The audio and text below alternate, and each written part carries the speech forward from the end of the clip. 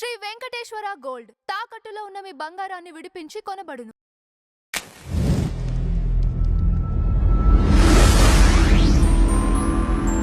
Madam నమస్కారం. నమస్తే అండి. Madam Rajamouli Varanasi title announce చేసిన దగ్గర నుంచి వివాదాలు తలెత్తాయి. ముఖ్యంగా ఆయన హనుమంతుని పైన చేసిన వ్యాఖ్యలు కావచ్చు, అలానే ఇప్పుడు వారణాసి మూవీ టైటిల్ గురించి ప్రొడ్యూసర్ కౌన్సిల్లో ఆల్రెడీ టైటిల్ రిజిస్ట్రేషన్ అయిపోయింది అని చెప్పేసి కొంతమంది కంప్లైంట్ ఇవ్వటం, ఇలా రకరకాల వివాదాలు ముందుకొస్తున్నాయి. ఏంటి మేడం ఆ ఈవెంట్లో ఆయన చేసిన కామెంట్స్ పైన మీ అభిప్రాయం? అదే గ్లోబ్ ట్రౌట్లో అది టెక్నికల్ ప్రాబ్లం వచ్చింది. ముందు రోజే వాళ్ళు దాన్ని ఒకసారి చెక్ చేసుకుందాం అనుకుంటే మళ్ళా డ్రోన్స్ తిరుగుతున్నాయని మానేశారు అని అన్నారు. కానీ దేవుడు హౌ డన్ దట్, అది కదా, చేస్తుంటే ఈ గొడవ రాదు. సరే, మీరు చేసుకోలేదు, మీ తప్పు. మీకు రకరకాల కారణాలు ఉండొచ్చు, కారణం ఏదైనా నిర్ణయం మీదేగా. సరే, అక్కడ ఓపెన్ కాలేదు, వెయిట్ చేయాలి, ఓపిక ఉండాలి. ఇప్పుడు ఇంత పెద్ద సినిమా తీసిన వ్యక్తికి ఎంత ఓపిక ఉంటే అంత పెద్ద సినిమా తీస్తాడు ఆయన. మరి ఆ ఒక్క 5 నిమిషాల్లోనే ఎందుకంత అసహనం? నాకు దేవుడి మీద అంత నమ్మకం లేదు, నేను దేవుడిని అంతగా నమ్మను అన్నాడు ఆయన. మా నాన్నగారు హనుమంతుడి భక్తుడు, నీ వెనకాలండి నడిపిస్తారంటారు, నన్ను ముందుకు కూడా నడిపించట్లేదు. ఎందుకంత ఫ్రస్ట్రేషన్? అంటే రాజమౌళి లాంటి వాళ్ళు అలా మాట్లాడకూడదు. ఆ సందర్భం కాదు, నాకు దేవుడి మీద నమ్మకం లేదని చెప్పే ఆ వేదిక కాదు అది. ఎందుకు కాదంటే ఆయన తీస్తున్న సినిమాలో ఆయన పురాణాలని చొప్పించాడు. ఆయన ముఖ్యంగా వారణాసి అని టైటిల్ పెట్టి, వారణాసి అనేది హిందువులకి అంతిమ గమ్యం. అది ఒకసారి కాశీకి వెళ్ళి రావాలి చనిపోయేలోపు అనుకునేవాళ్ళు. ఇప్పుడంటే మనం ఇలా వెళ్ళి అలా చిటికలో వచ్చేస్తున్నాం. ఒకప్పుడు కాశీకి వెళ్ళడం ఎంత కష్టం అండి. అడవులు అన్నీ దాటుకుంటూ వెళ్ళాలి. ఏనుగుల వీరాస్వామయ్య అని ఆయన కాశీయాత్ర చరిత్ర రాశారు. తర్వాత ఇవాళ మీరు తీసుకున్న కథ కాశీఖండం శ్రీనాథుడి గారు రాశారు 15వ శతాబ్దంలో. కాశీఖండం చదివితే మీకు మొత్తం కాశీ కళ్ళ కట్టినట్టు. ఎంత కష్టం అంటే శ్రీనాథుడి శైలి ఎంత కష్టం అంటే, నారికేళ్ల పాకం అంటాడు ఆయన. అంటే కొబ్బరి పాకంలాగా, అంటే కొబ్బరికాయ ఎంత గట్టిగా ఉంటుందో ఆయన పదాలు అంత కఠినంగా ఉంటాయి అందులో. అంటే ఒక్కొక్క కవి శైలి ఒక్కొక్కలాగా ఉంటుంది. మీరు సాహిత్యం చదివితే అది అర్థమవుతుంది. ద్రాక్ష రసంతో పోలుస్తారు, నారికేళ్ల రసంతో పోలుస్తారు. అట్లా ఆ రకంగా కాశీఖండం రాసి ఆయన ధన్యుడయ్యాడు శ్రీనాథుడి గారు. కాశీఖండం, భీమఖండం అన్నీ రాశారు ఆయన. శ్రీనాథుడి చాటు పద్యాలు మీకు తెలిసే ఉంటుంది. పోతనికి సమకాలికుడు ఆయన. పోతన ఆయన బాబా బావమరుదులని సాహిత్యంలో చెప్తారు. సో అంతటి కాశీఖండాన్ని మీరు తీసుకుని, అంటే కాశీఖండంలో ఉండే ఎసెన్స్ తీసుకున్నారు, ఏం తీసుకున్నారు మనకు సినిమా చూస్తే కానీ అర్థం కాదు. మొత్తానికి మీకు ఒక నందిని తీసుకుని, నంది మీద ఒక త్రిశూలం పట్టుకుని ఒక హీరో వస్తున్నాడంటే ఒక రుద్ర అని పేరు పెట్టి మీరు ఒక శివుడిని అక్కడ తీసుకొచ్చినట్టేగా. మరి మీరు పురాణాలు ఎందుకు వాడుకున్నారు, దేవుణ్ణి ఎందుకు వాడుకున్నారు? అంటే ఇక్కడ ప్రజలు అనేది ఏంటంటే, ప్రేక్షకులు కావచ్చు, అభిమానులు కావచ్చు, మీరు ఒక దేవుడి సినిమాని, అంటే దేవుడికి ఆపాదిస్తూ హీరోని తీసినప్పుడు మీరు దేవుడి మీద నమ్మకం లేదు, అంతగా నమ్మకం లేదని ఎలా చెప్తారు? అంటే కొద్దిగా నమ్మకం ఉందా? గతంలో మీకు గుర్తుందా, చాలా సంవత్సరాల క్రితం శ్రీరామనవమికి ఒక అతను విషెస్ చెప్పాడు. చెప్తే నాకు రాముడు ఇష్టం లేదు, శ్రీకృష్ణుడు ఇష్టం అని చెప్పాడు ఆయన. నేను మీకు ఇస్తాను, మీరు ఎదురు ట్వీట్లో.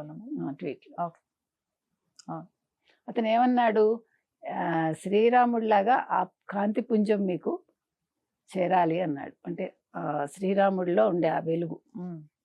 అతను ఇచ్చిన ట్వీట్ అట్లా ఉంటుంది. ఒక డైరెక్టర్ అన్నాక, మీరు పురాణాలు ఇతిహాసాలు తీసుకున్నాక నాకు ఒక మతాన్ని నేను కించపరుస్తున్నాను అనొచ్చా? ఒక మతాన్ని నేను నమ్మను అంటూ ఆ మతానికి సంబంధించిన ఇతిహాసాలు కావచ్చు, పురాణాలు కావచ్చు, వేదాలు కావచ్చు, మీరు వాడుకోవచ్చా? ఇక్కడ క్వశ్చన్ అందరికీ. మీ సినిమాలు తీసుకోండి, మీకు నమ్మకం లేదు, మీరు అసలు మీ పాత్రల్లో ఎందులోనూ కూడా అసలు ఆ పాత్రలు తీసుకురాకండి, పురాణ పాత్రలు తీసుకురాకండి.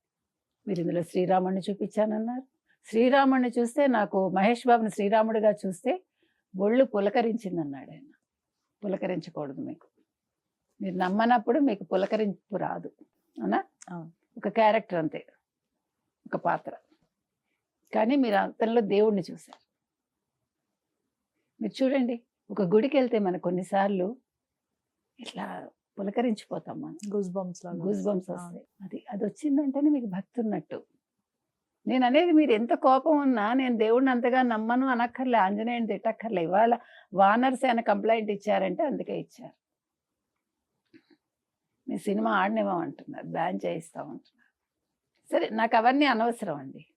నిన్న నాయన రాజమౌళి గారు నిన్న రవిని పట్టుకున్నాక, ఇమ్మడి రవిని ఒక ప్రెస్ మీట్ పెట్టి మాట్లాడారు కదా, ఇమ్మడి రవి దేశ సేవ చేయలేదని. సరే, ఓకే.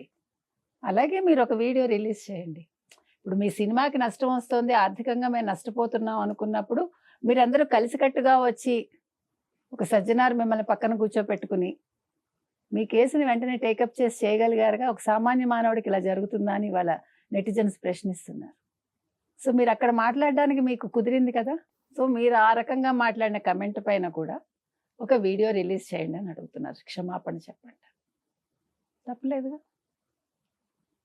మీరు హనుమంతుని వాడుకున్నారు, ఇంతమందిని వాడుకుని ఒక శివుడు, ఒక రుద్రభూమి, ఒక మీకు కాశీ అంటేనే మహాశ్మశానం. అది అక్కడ మనం చనిపోవటం అనేది అదృష్టం అనుకుంటాం మనం. నేను అనేది అది. మీరు తీసుకున్న అంశాలు బాగున్నాయి. ఇంకొకటి, మీరు మరి ఎవరెవరు ఆయన కథలు ఇస్తారో అంటే వాళ్ళు తండ్రి గారు ఇస్తారని విన్నా మన విజయేంద్ర ప్రసాద్ గారు. ఆయన దగ్గర ఒక మంచి టీం ఉండొచ్చు, బాగా చదువుకున్న వ్యక్తులు ఉండొచ్చు. ఎందుకంటే ఇవన్నీ అలా వచ్చినాయి. ఇప్పుడు అన్నమయ్య తీసిన ఆ భార్గవీన అతని పేరు, అట్లా అంటే వాళ్ళు చదువుకున్న వాళ్ళందరూ మీ దగ్గరికి వస్తున్నారు. అది సంతోషించవచ్చు మనం. కానీ మనం మాట్లాడేటప్పుడు కొంచెం ఆలోచించాలి. మన ఫ్రస్ట్రేషన్ మనం ప్రజల్లో, ఇది మీరు అంతర్జాతీయంగా ఇది వెళ్తుంది. మీరు అదే కదా, అంతర్జాతీయ వేదికలకి వెళ్ళాలని మీరు మాట్లాడినప్పుడు మీరు అలా మాట్లాడటం అనేది ఎంతవరకు సబబు? అంటే మనం ప్రపంచ వేదిక మీద మనం హిందూ ధర్మాన్ని లేదు హిందూ దేవుళ్ళని మీరు కించపరిచినట్టేగా. ఇది మీకు ఏమంటారు, పాన్ ఇండియా మూవీ కాదు కదా, ఇంకా అంతకు మించి. అందుకని ఎవరు కూడా సంయమనం కోల్పోకూడదు. మీరు గొప్ప డైరెక్టర్ ఎవడు కాదని అంటారు. ఒక బాహుబలి ద్వారా మీరు అంతర్జాతీయంగా ఎంత ఖ్యాతి మీరు గడించారో, తెలుగు చిత్ర పరిశ్రమకి తీసుకొచ్చారో ఎవడు మర్చిపోడు. ఎట్ ద సేమ్ టైం మీరు హిందూ మతాన్ని ఒక రకంగా కించపరిచినట్టు, హిందూ దేవుణ్ణి కించపరిచినట్టు అది ఎవడు కూడా డైజెస్ట్ చేసుకోలేకపోతున్నారు. దీని మీద ఖచ్చితంగా ఆయన స్పందించాలని మాత్రం మనం కోరుతున్నాం. Right ma'am, thank you.